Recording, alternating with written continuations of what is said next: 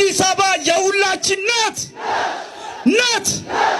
አዲስ አበባ በኦሮሚያ ክልል እምብርት ውስጥ ስለምትገኝ አዲስ አበባ የኦሮሚያ አካል ለመላው ኢትዮጵያውያን የአዲስ አበባ ጉዳይ የሞት ሽረት ጉዳይ ነው። አዲስ አበባ የኔ ነው የሚል ጽንፈኛ ኃይል ተፈጠረ። ይሄንን ደግሞ አንቀበልም ብለን አቋም ያዝነው እኛ ነን። የአማራን ህዝብ መብትና ጥቅም አሳልፈን በመስጠት ከማንም ጋር አንደራደርም።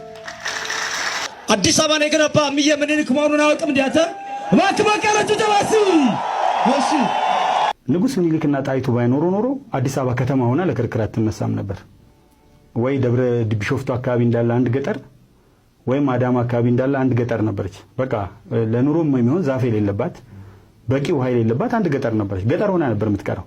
መጀመሪያ አዲስ አበባና የኢትዮጵያ ህዝቦች የታሪክና የትስስር ዳራ። አዲስ አበባ በዛሬው ፖለቲካ ብቻ ለመረዳት አይቻልም። ከተማዋ የተገነባችበት ታሪክ በዙሪያዋ የኖሩ ማህበረሰቦች፣ ወደ ከተማዋ የመጡ የተለያዩ የኢትዮጵያ ህዝቦችን እና ከተማዋ በጊዜ ሂደት ያገኘችውን ብሔራዊና አፍሪካዊ ሚና በአንድነት ማየት ያስፈልጋል። አዲስ አበባ ከመመስረቷ በፊት ዛሬዋ አዲስ አበባ በቀድሞ ጊዜ ሰው የማይኖርባት ባዶ መሬት ነበረች ብሎ መግለጽ ቀላል የሆነ ታሪክ አቀራረብ ነው። የአካባቢው ታሪክ ከእንጦጦ ከሸዋና ከኦሮሞ ማህበረሰቦች ታሪክ ጋር የተያያዘ ነው። አካባቢው የነበሩ ሰፈሮች፣ የግብርና ህይወት፣ የንግድ መንገዶችና የሰዎች እንቅስቃሴ ከከተማዋ በፊት የነበረ ማህበራዊ ታሪክ እንዳለም ያሳያሉ። ስለዚህ አዲስ አበባ ታሪክን ሲናገሩ የከተማዋ መመስረት ብቻ ሳይሆን ከተማዋ በምትገኝበት አካባቢ የነበሩ ማህበረሰቦችንም ማካተት ያስፈልጋል። ምኒልክ፣ ዳግማዊ ጣይቱና ዘመናዊቷ አዲስ አበባ 19ኛው መቶ ክፍለ ዘመን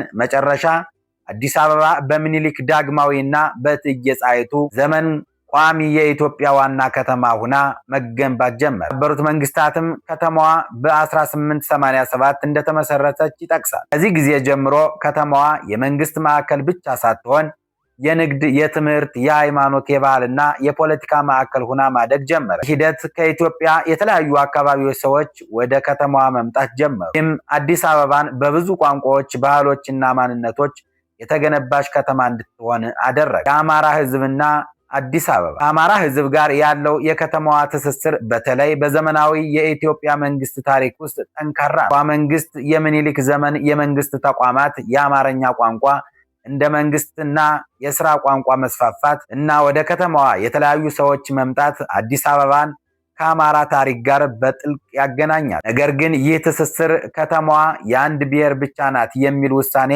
በቀጥታ አያስገኝም። ከተማዋ በጊዜ ሂደት ብዙ ህዝቦችን ያካተተ ከተማ ሆና የኦሮሚያ ህዝብና የአካባቢው ትስስር። የኦሮሚያ ህዝብ ከአዲስ አበባና ከከተማዋ ዙሪያ ጋር ያለው ታሪካዊ ትስስርም ሊዘነጋ የማይችል ጉዳይ ነው። የምትገኝበት የሸዋ አካባቢ ከኦሮሞ ማህበረሰቦች ጋር ለረጅም ጊዜ የተያያዘ ታሪክ አለው።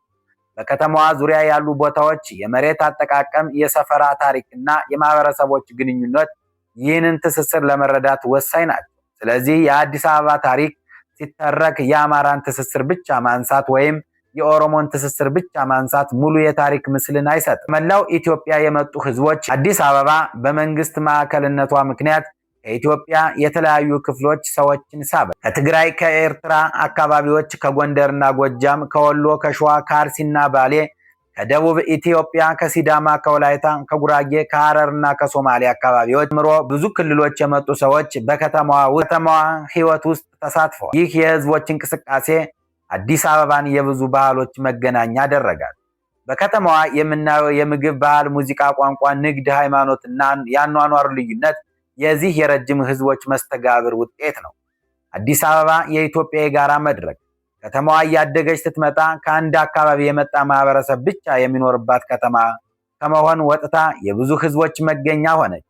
ይህም አዲስ አበባ በኢትዮጵያ የጋራ ህይወት ውስጥ ልዩ ቦታ እንድትይዝ አደረገ። ለአንዱ የሥራ ዕድል ቦታ ናት፣ ለሌላው የኢትዮጵያ ማዕከል ናት፣ ለሌላው የንግድ ማዕከል ናት፣ ለሌላው ደግሞ የፖለቲካና የመንግስት ሥራ ማዕከል ናት።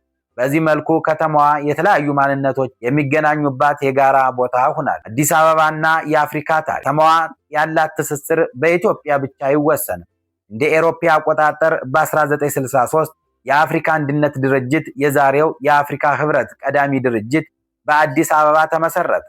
የአፍሪካ ህብረት ዋና መቀመጫም ዛሬ አዲስ አበባ ነው። እንዲሁም የተባበሩት መንግስታት የአፍሪካ ኢኮኖሚ ኮሚሽን ዋና መቀመጫው በአዲስ አበባ አድርጓል። ይህ ከተማዋ በአፍሪካ ፖለቲካ፣ ዲፕሎማሲና የአህጉሪቱ ትብብር ውስጥ ልዩ ሚና እንድትይዝም አድርጓል። የህዝቦች ትስስርና የከተማዋ የዛሬ ማንነት። ዛሬ አዲስ አበባን ስንመለከት ከተማዋ በተለያዩ ታሪኮች የተገነባች መሆኗን ማየት ይቻላል።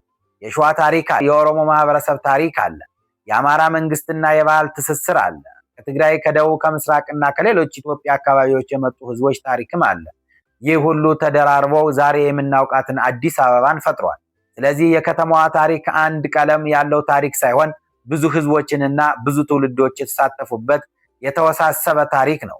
የዛሬው የአዲስ አበባ ጥያቄ እዚህ ላይ ዋናው ጥያቄ ይመጣል። የከተማዋን ታሪካዊ ትስስሮች ሳንክድ የዛሬዋን የህዝቦች ከተማነት እንዴት እናስቀጥል? አንድ ወገን የራሱን ታሪክ ሲጠይቅ ሌላው ወገን በከተማዋ ያለው መብት እንዳይጎዳ እንዴት ይደረግ? የከተማዋ ታሪክ ሲጠና የሁሉም ማህበረሰቦች ታሪክ እንዴት ይካተት? እነዚህ ጥያቄዎች በፖለቲካዊ ግጭት ሳይሆን በምርምር፣ በሰነድ፣ በታሪክ ምሁራን ውይይትና በህዝብ ተሳትፎ መመለስ የሚገባቸው ጥያቄዎች ናቸው። በመጨረሻም አዲስ አበባ ለመርዳት የአንድን ብሔርን ታሪክ ብቻ ማየት በቂ አይደለም። ከተማዋ ከሸዋ ታሪክ ጋር ትስስር አላት። ከኦሮሞ ማህበረሰቦች ታሪክም ጋርም ግንኙነት አላት። ከአማራ የመንግስትና የባህል ታሪክ ጋርም ጠንካራ ትስስር አላት። ከዚህም በላይም ከመላው ኢትዮጵያ የመጡ ህዝቦች በእድገቷ ውስጥ ተሳትፈዋል። ዛሬ ደግሞ አዲስ አበባ የኢትዮጵያ ዋና ከተማ ከመሆኗን ባሻገር የአፍሪካ ዲፕሎማሲ ዋና ማዕከል፣ የአፍሪካ ህብረትና የተባበሩት መንግስታት የአፍሪካ ኢኮኖሚ ኮሚሽን በከተማዋ መገኘታቸው ይህንን ሚና ያጠናክራል። ለዚህ የአዲስ አበባ ታሪክ የአንድ ህዝብ ታሪክ ብቻ ሳይሆን የተለያዩ ህዝቦች በተለያዩ ዘመናት የተሳተፉበት፣ የተጋጩበት፣ የተቀላቀሉበትና የጋራ ከተማ የገነቡበት የተወሳሰበ ታሪክ አላት። ወደፊት ጥያቄም ያለፈውን ታሪክ ማን እንደሚወክል ብቻ ሳይሆን የዛሬዋ አዲስ አበባ ለሁሉም ነዋሪዎቿ ፍትሃዊ፣ አስተማማኝና የጋራ ቤት እንዴት ትሆናለች የሚለው ነው። አዲስ አበባ በዛሬው የፖለቲካ ክርክር ብቻ ለመረዳት አይቻልም። የከተማዋን ዛሬ ለመረዳት ትናንት ታሪኳን፣ በአካባቢዋ የኖሩ ማህበረሰቦችን፣ ከተለያዩ ኢትዮጵያ አካባቢዎች ወደ ከተማዋ የመጡ ህዝቦችንና በጊዜ ሂደት የተፈጠረውን የጋራ ህይወት በአንድ ላይ ማየት ያስፈልጋል። ዛሬዋ አዲስ አበባ ከመመስረቷ በፊት አካባቢው የራሱ የሆነ ሰዎች ሰፈራና የማህበረሰብ ታሪክ ነበረው። የእንጦጦና የሸዋ አካባቢ ከኦሮሞ ማህበረሰቦች ጋር የተያያዘ ሲሆን አካባቢው ጋር የተገናኙ የመሬት አጠቃቀም፣ የግብርናና የንግድ ህይወቶችም ነበሩ። በ19ኛው መቶ ክፍለ ዘመን መጨረሻ ደግሞ በምኒልክ ዳግማዊና በእቴጌ ጣይቱ ዘመን ዘመናዊቷ አዲስ አበባ በቋሚ ዋና ከተማነት መገንባት፣ ከዚያ በኋላ ከተማዋ የመንግስት ማዕከል ብቻ ሳትሆን የንግድ፣ የትምህርት፣ የባህል፣ የሃይማኖት፣ የፖለቲካ ማዕከል ሁና በፍጥነት ማደግ ጀመረች። ይህ እድገት ከኢትዮጵያ የተለያዩ አካባቢዎች ህዝቦች ወደ ከተማዋ አመጡ። ሸዋና ከአካባቢዋ የመጡ ማህበረሰቦች በከተማዋ እድገት ውስጥ ሲሳተፉ፣ ጎንደር፣ ጎጃም፣ ወሎ፣ ትግራይ፣ ደቡብ ምስራቅና ሌሎች የሀገሪቱ ክፍሎች የመጡ ሰዎች በከተማዋ ህይወት ውስጥ ተቀላቀሉ። በዚህ ሂደት አዲስ አበባ የብዙ ቋንቋዎች፣ የብዙ ባህሎችና የብዙ ማንነቶች መገኛ ሆነች።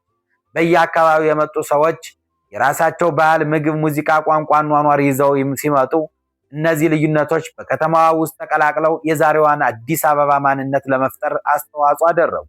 ከአማራ ህዝብ ጋር ያለው ትስስርም በዚሁ ታሪክ ውስጥ ልህ ቦታ አለው። የሸዋ መንግስት፣ የምኒልክ ዘመን የመንግስት ተቋማት፣ የአማርኛ ቋንቋ በመንግስትና በከተማ ህይወት ውስጥ የነበረው ሚና እና ከተለያዩ የአማራ አካባቢዎች የመጡ ሰዎች በከተማዋ የነበራቸው ተሳትፎ ይህንን ትስስር ያሳያል። ነገር ግን ይህ ታሪካዊ ትስስር አዲስ አበባ የአንድ ብሔር ብቻ ናት ወደሚል ቀላል ድምዳሜ ሊወስደን አይገባም። ምክንያቱም ከተማዋ በጊዜ ሂደት በብዙ ህዝቦች ተሳትፎ የተገነባች፣ ከኦሮሞ ህዝብ ጋር ያለው የአካባቢ ትስስርም በከተማዋ ታሪክ ውስጥ የሚዘነጋ አይደለም። አዲስ አበባ የምትገኝበት የሸዋ አካባቢ ከኦሮሞ ማህበረሰቦች ጋር ረጅም የታሪክ ትስስር አለው። በከተማዋ ዙሪያ የነበሩ ሰፈሮች፣ የመሬት አጠቃቀምና የማህበረሰቦች መስተጋብር የዚህ ታሪክ አካል ናቸው። በሌላ በኩል ደግሞ ከተማዋ ከሌሎች የኢትዮጵያ ህዝቦችም ጋራ ጠንካራ ትስስር ፈጥራለች። ከተማዋ የንግድና ስራ እድል መስፋፋት በርካታ ዜጎችን ከየአካባቢያቸው አምጥቶ በአንድ ከተማ ውስጥ አሰባስቧል። ይህ የህዝቦች መስተጋብር አዲስ አበባን የኢትዮጵያ የጋራ ህይወት አስፈላጊ ማዕከል አድርጓታል። አንዱ ሰው ለስራ ይመጣል፣ ሌላው ለትምህርት፣ ሌላው ለንግድ፣ ሌላው ደግሞ ለመንግስት ስራ። በዚህ ሂደት የተለያዩ ህዝቦች ርዕስ በርዕስ ተገናኝተው አዲስ የከተማ ማንነትን ፈጥረዋል። በኢትዮጵያ ብቻ ሳይወሰን በአፍሪካ ልዩ ስፍራ አላት። የአውሮፓ አቆጣጠር በ1963 የአፍሪካ አንድነት ድርጅት በአዲስ አበባ ተመስርቶ ነበር። ዛሬም የአፍሪካ ህብረት ዋና መቀመጫ ከተማዋ ናት። ይህም አዲስ አበባ የኢትዮጵያ ዋና ከተማ ከመሆኗም በላይ የአፍሪካ ዲፕሎማሲ ማዕከል እንድትሆንም አድርጓታል። ሁሉ ታሪክ ውስጥ አንድ ግልጽ ነገር አለ። አዲስ አበባ ከተማ በአንድ ቀን የተፈጠረች ከተማ አይደለም። የተለያዩ ዘመናት፣ የተለያዩ ማህበረሰቦች፣ የተለያዩ ፖለቲካዊ ለውጦች እና የህዝቦች እንቅስቃሴ ተደራርበው የዛሬዋን ከተማ ፈጥረዋል። ስለዚህ የአዲስ አበባ ጉዳይ ሲነሳ የአንድን ህዝብ ታሪክ ብቻ በማንሳት ሌሎችን ታሪኮችን መዘንጋት ወይም የአንድን ማህበረሰብ ትስስር ብቻ በማጉላት የሌሎችን ትስስር መካድ ችግሩን አይፈታውም። የሚያስፈልገው የከተማዋን ታሪክ በሰነድና በምርምር በጥልቀት መመልከት፣ የተለያዩ ህዝቦችን ያላቸውን ታሪካዊ ትስስር መቀበልና ዛሬ በከተማዋ የሚኖሩ ዜጎች መብታቸውንና ደህንነታቸውን በእኩልነት እንዲጠበቅ ማድረግ ነው። በመጨረሻም አዲስ አበባ የታሪክ ከተማ ናት። የብዙ ህዝቦች መገኛ ናት። የኢትዮጵያ ዋና ከተማ ናት። የአፍሪካ ዲፕሎማሲ ማዕከልም ናት።